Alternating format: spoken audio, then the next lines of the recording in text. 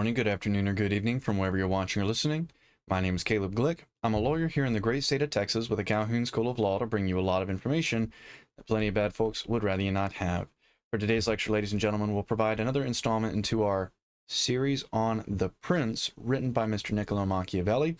We're going on to Chapter 2. So if you haven't gone back and watched Chapter 1, I encourage you to do so because while Niccolo Machiavelli didn't directly influence the founder's thinking, understanding the strategies and tactics that he suggests political leaders employ in order to subvert or keep the citizenry subjugated will be greatly to your benefit. Frankly, the most significant way, the most efficient way to counteract these tyrannical strategies is simply by knowing they exist. So that whenever someone in the street or whenever your fellow citizen starts exposing or suggesting, maybe even accusing your leaders of doing these very certain things, instead of dismissing them as a conspiracy theorist, you say, you're right. Let's figure out how to replace them. So let's go ahead and jump on over to The Prince. Chapter 2, very short, just like Chapter 1, so we're just going to read all the way through it, is going to be addressing hereditary monarchies. So Mr. Niccolo Machiavelli says this: I won't be considering republics since I've written about them at length elsewhere. Instead, I'll concentrate on monarchies, taking the situations mentioned above and discussing how each kind of state can best be governed and held. So I'll begin by noting that hereditary monarchies, where people have long been used to the ruler's family, are far easier to hold than new ones. All a monarch need do is avoid upsetting the order established by his predecessors, trim policies to circumstances when there is trouble, and assuming he is of average ability, he will keep his kingdom for life.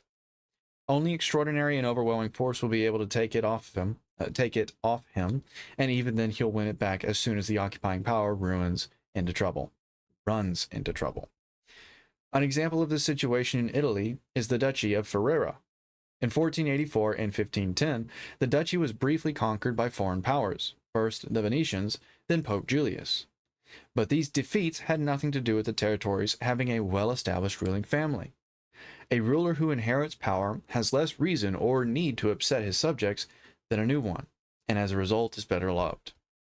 If he doesn't go out of his way to get himself hated, it's reasonable to suppose his people will wish him well.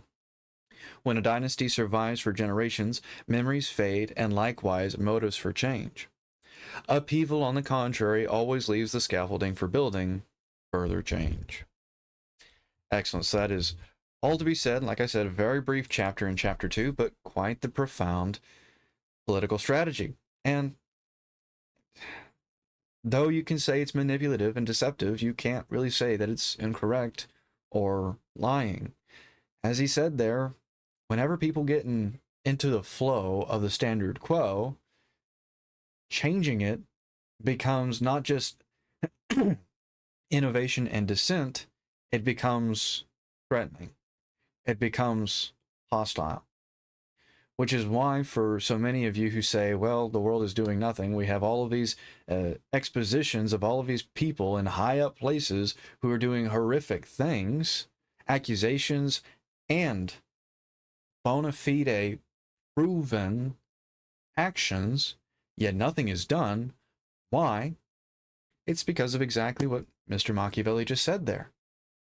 Whenever you have this idea, whether it be a king or any other type of government, any other type of leadership, that maintains a system for so long, like he said, memories become short, and any desire to change the current system, even after being exposed of doing wicked things, is disinteresting. Why? Because changing that system, even if proven to be wicked, is a threat to the comfort of the average citizen. Excellent. So if you have any questions about what Mr. Machiavelli said there in Chapter 2, I had to untie my tongue there very quickly. Maybe questions about what was said in the first chapter, or if there's a legal topic you'd like me to cover in a future lecture, go ahead and post those down in the comments, because the entire purpose of the Calhoun School of Law is to equip you with the necessary skills and information to combat any sort of lawfare that will be waged against you, your loved ones, or your hard-earned property. So please, if you have any questions, go ahead and post them down in the comments. Excellent. So my name is Caleb Glick. I'm a lawyer here in the great state of Texas with the Calhoun School of Law to bring you a lot of information that plenty of bad folks would rather you not have. I hope you enjoyed this lecture, and if not, while you're down in the comments, go ahead and let me know how I can do better so I can best serve that purpose of helping you. I hope y'all have a wonderful day, and until I see y'all in the next lecture for the next topic, I bid you all Farewell.